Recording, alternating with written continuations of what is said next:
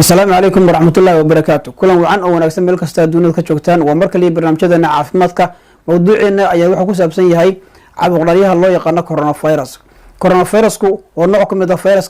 كاسو مركا كودا حبليسك هو مرينكا كورونا فيروس كو waxaa ku tirsan yahay faamiga loo yaqaan coronavirus waxaanu ka sii yahay RNA virus waxa uu ku dhacaa bini'aadanka iyo xayawaanka labadaba waxa uu keenaa xanuunada ay kamid yihiin duriga ama hargabka waxa uu keenaa sidoo kale oofta waxa kale oo keenaa xanuunka loo yaqaan SARS-ka ama severe acute respiratory syndrome iyo sidoo kale inuu ku dhaco habdhiska dheefshiidka coronavirus markii ugu horeysay waxa la ogaaday sanadii 1937 markaas oo lagu arkay nooc kamid ah shimbiraha qaasatan digaaga muddo 20 sano waxa isku dayayeen sahanadu inay fahmaan isha dhabta oo markaa ka soo burqanaya ama soo gudbinaysa caabuqyada coronavirus dibadda waxay ogaadeen inay sidoo kale jiirka bisadaha doofaarka fardaha looda iyo sidoo kale aydu ay yihiin meelaha markaa sababtoo ah inuu bini'aadanka iyo xayawaanada kale uu soo gudbo caabuqyada corona waxa si gaar ah markaa loo siiftiimiyay in laba nooc kamid ah ay markaa khatar ku yihiin caafimaadka bini'aadanka waxay kale yihiin SARS-ka iyo MERS-ka oo ka dilaacay 2012 dalka Saudi Arabia noocyada waxa loo yaqaanaa human coronavirus maadaama ay ku dhacayaan bini'aadanka ama markaa bini'aadanka ay saameyn caafimaad darro aad weyn ay u geysanayaan sanadii 1960 ayaa markii ugu horeysay ee la ogaaday in coronavirus markaa uu bini'aadanka saameyn caafimaad darro u geysan karo caabuqyada coronavirus laba nooc oo kamid ah ayaa markaa si gaar ah loo sii iftiimiyay markaa inay keeni karaan waxa loo yaqaano common cold ama hargabka caadiga ku dhaca bini'aadanka waxa kale yihiin OC340 iyo 229 inta wixii ka dambeeyay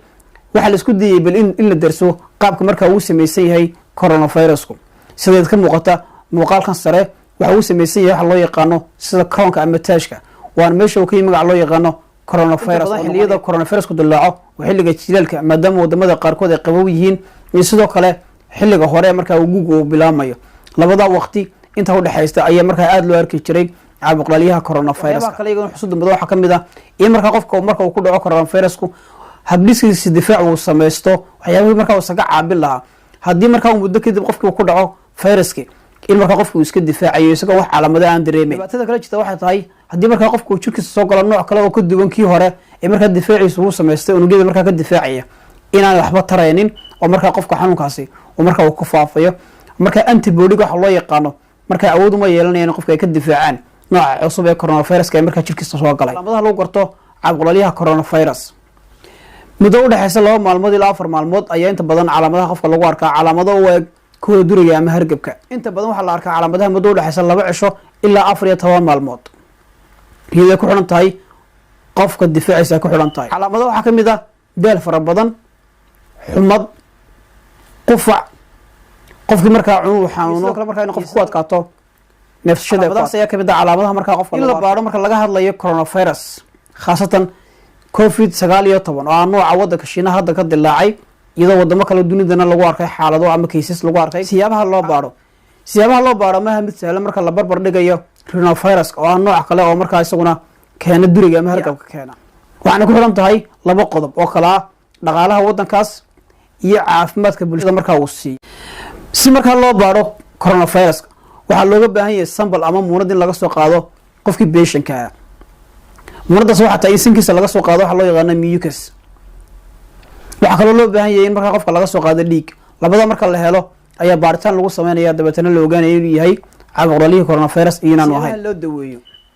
marka laga hadlayo coronavirus-ku ma laha wax dawaa iyo sidoo kale wax talaal oo u gaar marka lagu khaasatan COVID-19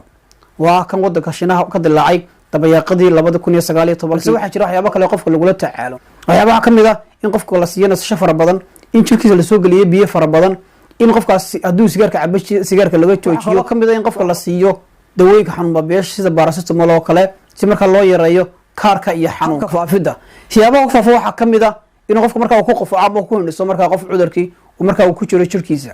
waxa kale oo kamid ah taabashada iyo gacan qaadida marka qof isagu xanuunsanaya waxyaabaha kale waxa kamid ah qofka marka uu gudbi karo caabuqyada coronavirus-ku iyadoo qofku uu taabto meel marka uu gaaray